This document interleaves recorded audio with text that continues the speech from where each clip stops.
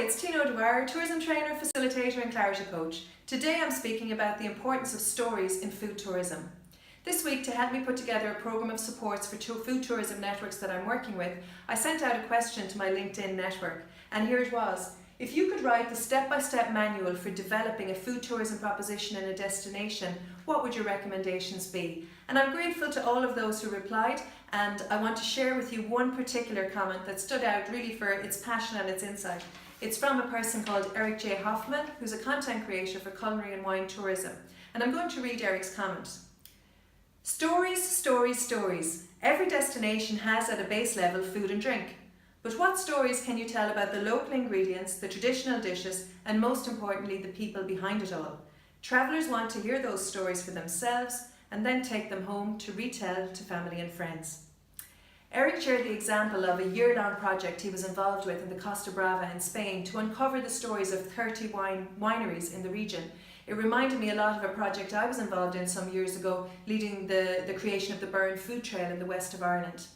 And it made me realise that very often this really important step of identifying the story behind the food and the people gets overlooked.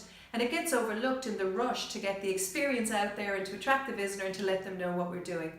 And here's a few conclusions I reached based on my own experience and also what Eric contributed, which is that the stories behind our food and our food heritage are not known by many.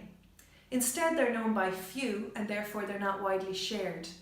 And they're also not widely shared because often as locals, they no longer hold the wow factor for us. We underestimate the interest value of our stories and also the value that they add to the food tourism experience.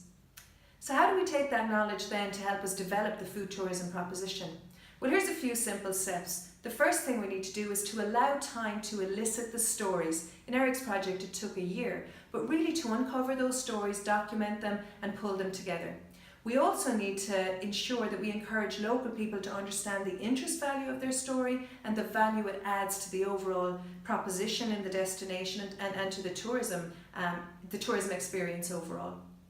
And then the third thing we need to do is to bring those stories together in a framework. And that's important for two reasons. One, to connect everybody in the destination and their stories, and the other, to make it accessible to visitors. So in the Costa Brava, it became a wine route. In the Burren, it became a food trail.